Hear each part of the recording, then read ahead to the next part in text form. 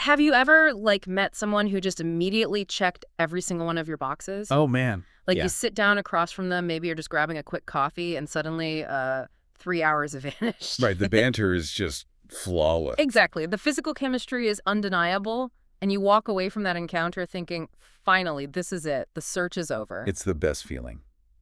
Until it isn't. Right. Because then, despite all that incredible momentum, the relationship just completely fizzles out. Yeah, it just crashes and burns. Or just slowly evaporates into nothing, and you're left standing there completely baffled, wondering what on earth went wrong. It's so frustrating. It really is. And that's exactly what we're getting into today. Welcome to today's deep dive. We are pulling apart a really fascinating excerpt titled Beyond Attraction: Why Timing Defines Modern Romance. Which is such a great title, by the way. It really is. And this piece features the insights of Tina Aldea Psychic. The mission for our deep dive today is to, well, uncover the missing ingredient in love that most people completely overlook. Because they're just so blinded by the initial chemistry. Exactly. We're going to explore why physical attraction is really just the starting line, and why things like timing, personal growth, and your own emotional readiness actually dictate whether a connection thrives or just crashes into a wall. Yeah, and honestly, when you feel that rare, intense connection with someone, it feels deeply unfair when it doesn't work out. Oh, absolutely. It's incredibly frustrating to, analyze every text message and replay every single conversation. Just try and find the exact moment where things broke down. We've all been there. The late-night text analysis. Right. But understanding why timing operates the way it does, it can completely shift your perspective. I promise you. It changes how you view your past heartbreaks. And hopefully how you approach future ones. Exactly. It moves the focus away from self-blame and into a much more empowering space. Because it reveals that the mechanics of love are just, well, they're vastly more complex than just two people finding each other attractive. So, okay, let's unpack this. We have to start at the absolute beginning of every romance, which is that initial attraction. The spark. The spark. It's an immediate, almost visceral reaction, right? It happens in a fraction of a second. You notice the way their eyes crinkle when they smile. You feel their energy when they walk into a room. Yes, you get that instant spark. Yeah. But relying on that spark alone, I mean, it's like being handed the keys to a $1 million sports car before you've even gotten your learner's permit. Oh, I love that analogy. Right, like the car is gorgeous, the engine is roaring, but if you don't know how to drive yet, you're just going to crash it. You're definitely going to crash it. And what's fascinating here is how that sports car analogy perfectly illustrates the biological and psychological realities at play. How so? Well, attraction is essentially a biological reflex. It's a surge of dopamine and norepinephrine. Just pure brain chemical. Exactly. It's the hook. But long-term success requires an entirely different set of psychological tools. For a relationship to actually go the distance, both people have to be emotionally, mentally, and spiritually prepared. Prepared to handle the weight of another human being's life, basically. Right. Consider a situation where a really promising relationship begins right in the middle of a massive, stressful life transition. Oh, like moving to a new city. Yeah, or completely changing a career path. The cognitive load required to navigate that level of life stress physically diminishes their capacity to build deep emotional intimacy. So they just don't have the bandwidth for a new relationship. Exactly. The spark is undeniably there, but their internal resources are totally tapped out. Or think about what happens when one person is still, secretly recovering from a devastating heartbreak. Oh, yeah. That's a huge one. You can be physically present on a date, smiling, engaging, but your mind and your nervous system are still vibrating with the anxiety of the past. That's where things get jammed up. You also see this when there's a fundamental mismatch in desires. Like wanting different things out of life. Yeah. Like one partner has done the work, lived out their wild years, and is finally ready to settle down and build a shared life. And the other one is just not there yet. Right. The other partner is in a phase where they fiercely need to protect their independence just to figure out who they are. So in all these scenarios, the attraction is totally real. Absolutely real. But timing and the emotional readiness that comes with proper timing, that determines whether you actually reach a destination or just end up stranded. Exactly. Which brings us to a massive hurdle. If timing is the main obstacle, why is it so incredibly hard to sync up with another human being? Well, it comes down to the fact that we are constantly evolving targets. We're not static? No, not at all. The person you were 5 years ago had completely different priorities, different anxieties. A completely different idea of what a perfect weekend looked like. Exactly. Compared to who you are today, you're almost a different person. We are always in motion, and those life experiences are actively shaping our relationship hardware, They right? really are. Life experiences forge emotional maturity, communication skills, self-confidence, and how we set boundaries. Let's talk about self-worth for a second, because people who lack confidence, they frequently settle for relationships that don't truly serve them. Right, because they don't believe they warrant anything better. They just accept the bare minimum. But as self-worth naturally increases over time through lived experience, your relationship standards inevitably improve. You stop tolerating behaviors that drain you. Yeah. And then there's the massive undertaking of healing past wounds. Hmm. If you carry unresolved emotional pain, it creates these unconscious behavioral patterns. It really does. It's like running outdated Yeah. software. I want to unpack how this actually looks in practice. Let's say you have an unhealed avoidant attachment style from like a past betrayal. Okay, yeah. You could be sitting across from someone amazing, but the moment they show genuine, consistent interest, your brain interprets that intimacy not as love, but as a threat. Wow. Yeah, that happens so often. You unconsciously push them away. Not because you don't like them, but because your unhealed wound is desperately trying to protect you from getting hurt again. And that's why healing is what actually allows healthier connections to develop naturally. Without those old defense mechanisms sabotaging things. Right. It also brings immense clarity to your goals. Because many people jump into relationships simply because they're terrified of being alone. Without really knowing what they even want. Exactly. No real clarity on what they genuinely desire in a partnership. Growth brings purpose. Developing true emotional readiness requires a huge capacity for vulnerability, for deep trust. And sustained commitment. Yeah. And those qualities rarely just exist on day one of adulthood. They emerge through trial, error, and lived experience. Okay, wait. Let me push back on this for a second on behalf of the listener. Sure, go ahead. Because hearing all of this could trigger a momentary panic. Like, does this mean we just have to stay single and wait until we are completely healed and perfect before we're allowed to find love? Oh, I see where you're going. Because aiming for some state of absolute zen enlightenment before going on a date sounds absolutely exhausting. This raises an important question. It really does. And that is a very common anxiety when discussing personal growth. But the reality is much more forgiving. Oh, thank goodness. Yeah, it's not about achieving perfection or being flawless. The universe, or life, or whatever you want to call it, often delays meaningful relationships simply because there are essential foundational lessons that still need to be learned. So growth brings clarity, not necessarily perfection. Exactly. You don't have to be a finished product to find love.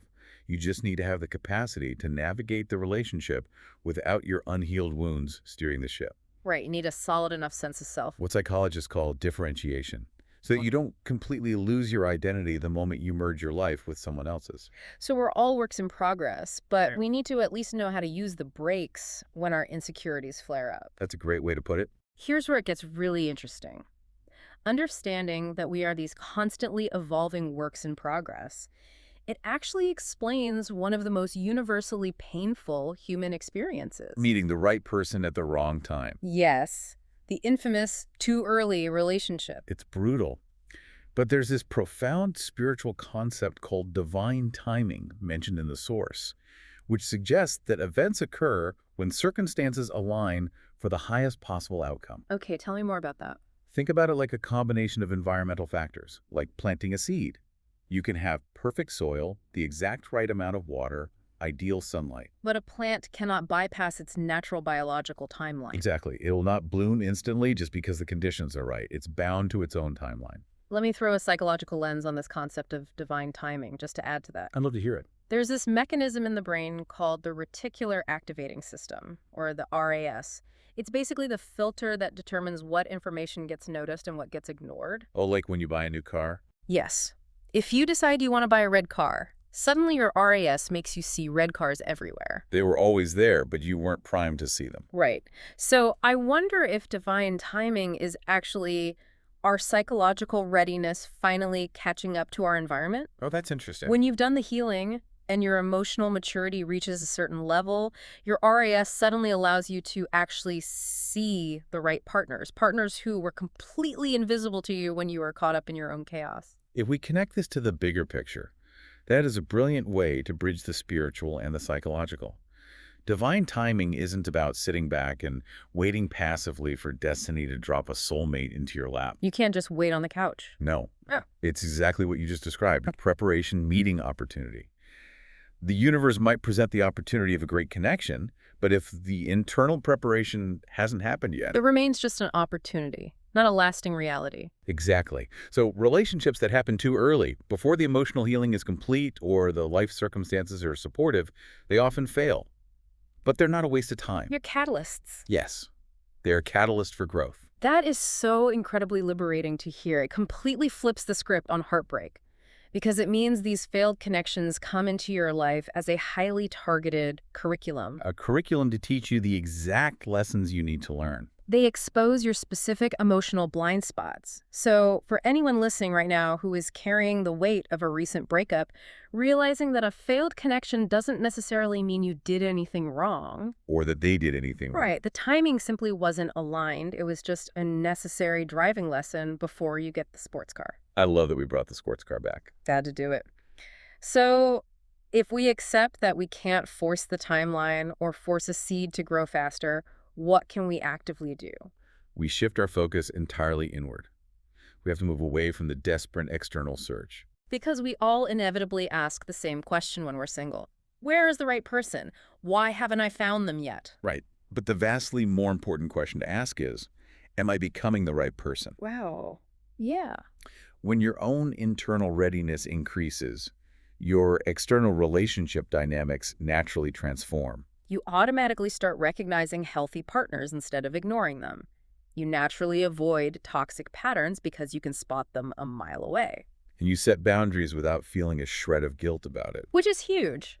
And this readiness, according to the text, it manifests in some very specific, tangible ways, right? It does. First, you develop an increased self-awareness of your own habits. Like stepping out of autopilot mode. Exactly. You actually notice why you pull away when someone gets too close, or why you seek out unavailable people. What's the next sign? You also begin to experience greater emotional stability. This is a profound internal shift where you suddenly prefer peace over chaos and drama. It's a huge aha moment when you realize that. When we're younger, or just less healed, we often confuse a dysregulated nervous system with romantic chemistry. Oh, absolutely. We think anxiety is love. Right. We think that if our heart is pounding out of our chest because someone takes 3 days to text us back, or if we feel a constant knot of anxiety in our stomach, it means we're in a passionate whirlwind romance. We completely mistake anxiety for passion. But seeking peace and consistency isn't boring. Realizing that emotional safety is actually what you crave is the ultimate sign that you are ready for the real deal. You finally stop chasing the roller coaster. And letting go of that roller coaster also means letting go of the past. That's another big sign. Like old flames losing their grip on you. Yes. As you become more ready, old flames and toxic exes finally lose their emotional charge. It doesn't mean you experience amnesia and forget they exist. But the memory of them no longer stings. Right. You could look back at those past relationships with neutrality, recognizing them for the lessons they were, rather than longing for an alternate reality. And through all of this, you reach a state where you feel ready rather than desperate. You're genuinely content with your own company. You can sit alone in your apartment on a Friday night and feel completely at peace. While still remaining open to love. And that's when your intuition grows significantly stronger. You start trusting your gut more, and a natural curiosity begins to bubble up about who is actually coming into your life. And as that intuition sharpens, people often report experiencing unexplained feelings of anticipation. Like a sixth sense. Kind of, yeah. They feel a subtle, undeniable sense that someone significant is approaching their life.